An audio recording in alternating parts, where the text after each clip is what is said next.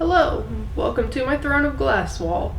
So, I've made long videos on both Assassin's Blade and Throne of Glass now, and I'm continuing on to do the whole series. But I wanted to do a more quick recap for those that don't want to sit and watch an hour-long video for every single book. So, we're going to start out just quick plot recaps, and I'm going to start out with Assassin's Blade. I know some people don't like reading that first, and I didn't read it first whenever I first read the books, but this time I started back over with Assassin's Blade.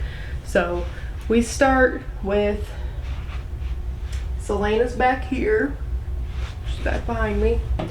Celaena and Sam and Arobynn, and they find out that Arobyn's second was killed, so they think that it is the Pirate King, and Arobynn sends Sam and Celaena to go to Skulls Bay, which is down here on the map, and they're from Rifthold, so down here, and he sends them there to talk to the Pirate King, and it turns out that he's really sending them to make this slave deal with the Pirate King. So they don't like it, and they end up freeing all the slaves. So as punishment for this, for ruining this deal, Arobynn sends Celaena here, after he beats the crap out of her, he sends her over here to the Red Desert on the west side. So she has to go train with the Silent Assassins. So on her way there, she's over on this coast somewhere, gonna take a ship over across here. So she's at this tavern, and she meets Yrene and teaches her some self-defense lessons and stuff, and basically decides this girl deserves better, and ends up giving her money and a brooch and this note that basically says go train in the southern continent because the world needs more healers. So after that, Yrene goes to the southern continent, and then Celaena makes it over here to the desert, and she hires this nomad to take her to the Silent Assassins. So he takes her a couple miles away from him and just kind of leaves her, and he's like, you're on your own from here, but they'll find you. So she gets walking through this desert, and they do find her, and they take her in to... Celaena makes it across to the Red Desert, and they end up finding her, the Silent Assassins do, and they take her in front of the Mute Master, and he basically sicks his guards on her, and she easily whips their butts, 4 of them at a time. And so he's like, okay, yeah, you can stay and train. So she meets Ansel here, and Elias, and then a few other people. So Ansel is her roommate, and she's from Briarcliff, and we end up finding out that her parents had died, and she comes over here to train and try and get where she could take her kingdom back. So then we also meet Elias. He's also mute. He's the Mute Master's son, and he's kind of eyeing Celaena, flirting a little bit, so they go on, they keep training and stuff. They end up getting attacked by these people from Xandria, which is down here on the coast, and they're inland a little bit, and so these guys, Lord Beric, keeps sending men to attack them. So after this attack happens, the Mute Master sends Ansel to go talk to him, but she tells Celaena that she should come along as well if she's wanting to impress the master. So Celaena and Ansel both go over here to Xandria, and while Ansel is having a meeting with Lord Beric, Celaena goes shopping and stuff, and she ends up getting this little piece of spider silk from a merchant who had 100 yards of it. He gave up 20 years of his life to this spider so that he could get 100 yards of spider silk, and that'll come into play later. So she comes up to her while she's in the market, and she's like, okay, we gotta go. And so they go to the stables, and they end up stealing these 2 horses that were Lord Barrick's. So they end up jumping what they call the Cleaver, which is basically this giant canyon thing with the horses, and so the guards of Lord Barrick's can't follow them. So they get back to the Red Desert, and basically Celaena ends up taking the blame, you know, saying it was her fault, that it was her idea, so that Ansel doesn't get in trouble. And she's fully expecting to get beaten because that's what Arobyn's always done to her. So the Mute Master sees that she's trying to like cover for Ansel, like he knows what she's doing, so he ends up agreeing to train her. So the next day he starts training her, and he has her like watching different animals and like learning moves from these different animals. So she trains with them, and it continues on and stuff. And then one day, and she's supposed to be there for a month, but one day, it's like a week early or so, Ansel comes in, and they had gotten in a fight the night before, and so Ansel comes in to apologize, and she brings this bottle of wine, and so Celaena drinks it, and it knocks her out. It was poisoned. So she ends up waking up on the horse in the middle of the desert, and finds this note from Ansel that's like, hey, you know, basically the Mute Master told me to get rid of you early, but his letter of recommendation for Arobyn is, you know, enclosed here in this other envelope. So Celaena's like, well, why would they send me away early? But whatever. So she goes to Xandria, and she's planning on getting on a ship to go back over across the Gulf of Oro. So when she's in Xandria, she ends up thinking, like, she's already booked a passage on this ship, but she's like, why would they send me away? This just doesn't make any sense. So she ends up opening what's supposed to be the letter from the Mute Master, and it's blank. So then she gets thinking, and she figures out that Ansel has betrayed all of them. So she ends up riding back and goes back to the Silent Assassins, and she comes in the middle of everything. When she gets in, Elias is laying there with like basically his guts hanging out, and Ansel's boyfriend that she had been seeing is laying there dead. And then the Mute Master is in the throne room, and he is just like paralyzed on the floor, and Ansel is standing over him, and she's like about to cut his head off, and he can't do anything because he's paralyzed. Well, Celaena throws a dagger and stabs Ansel in the arm. So she ends up fighting Ansel for a little bit, and then tells her, I'm giving you 20 minutes to get all your crap together and get out of here, and at 20 minutes I'm going to be standing on top of the wall, and I'm going to shoot an arrow, and if you're in range, then you're dead. So she ends up, gets all of her stuff and goes, and so 20 minutes later Celaena's standing on the wall, and she ends up firing an arrow, and it's right behind the horse's heels, and turns out she waited 21 minutes. After this, the Mute Master ends up giving her the letter of recommendation, and he also gives her gold for saving his life. So basically it's enough gold to pay off her debts to Arobyn.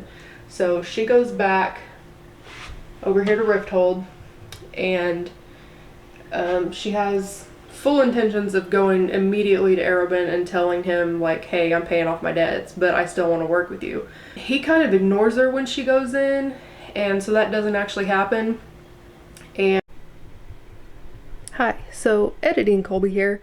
I realized that I never told you about the suits. So after she comes back from the Red Desert and stuff, Arobyn like apologizes to her, and he orders these suits from this inventor, and they have like blades built into them and stuff.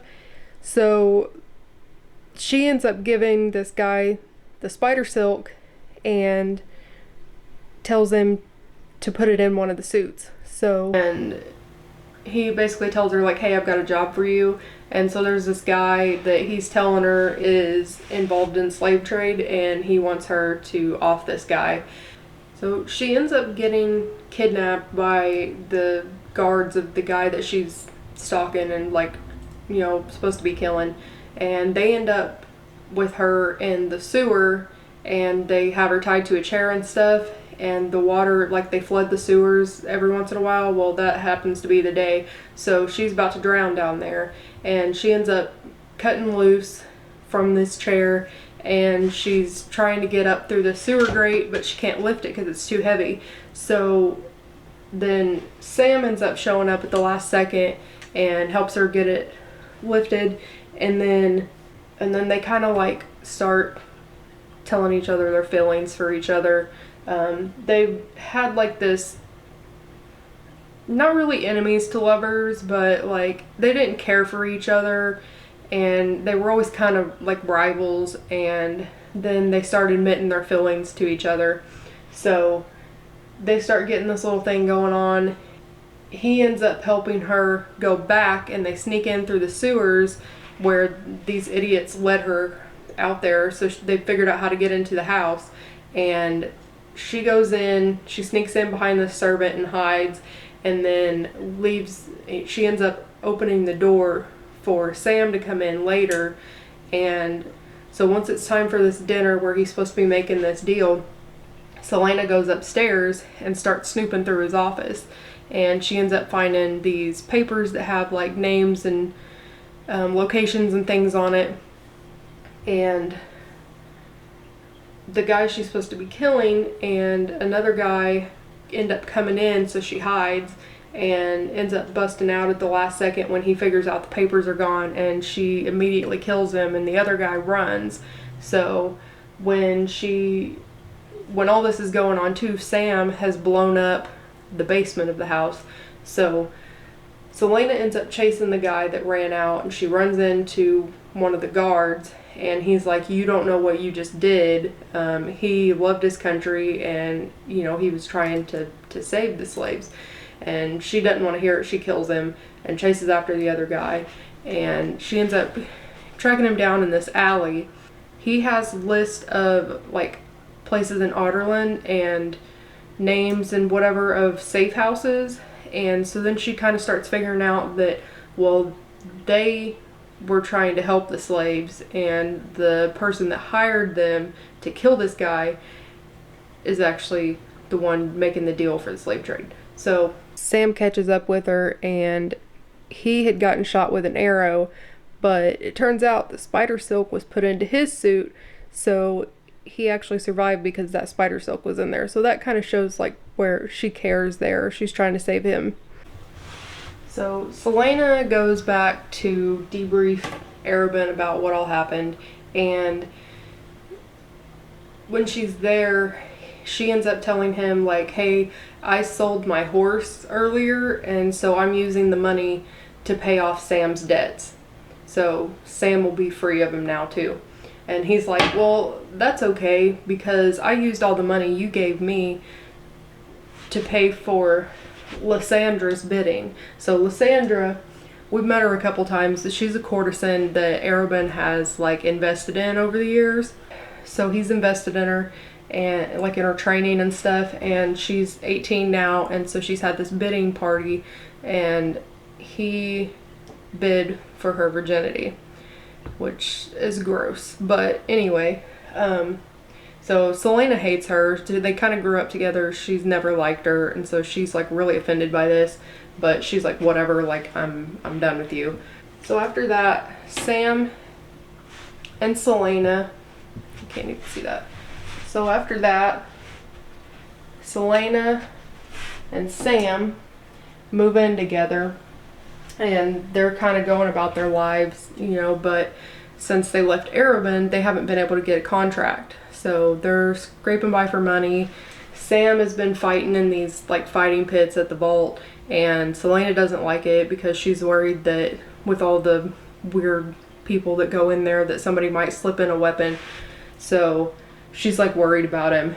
And he ends up coming home one day and saying that he's got a contract from this stranger and it's just one more hit and then they can like move and go start their own thing. Their contract that Sam got is to kill Rourke Farron and Ione Jane, and basically there's two of the biggest crime lords.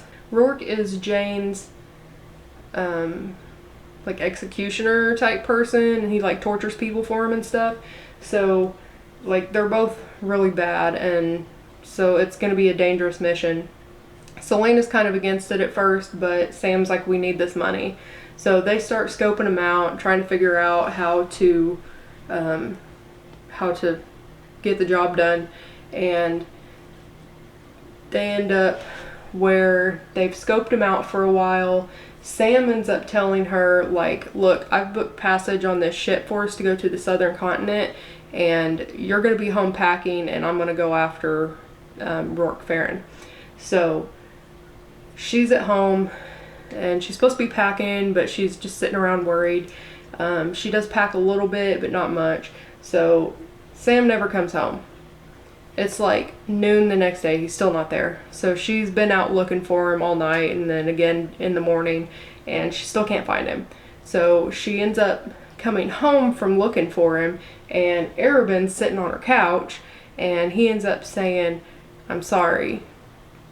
They thought that he was still living at the keep. So Sam's body was brought to the Assassin's Keep, and so he's dead.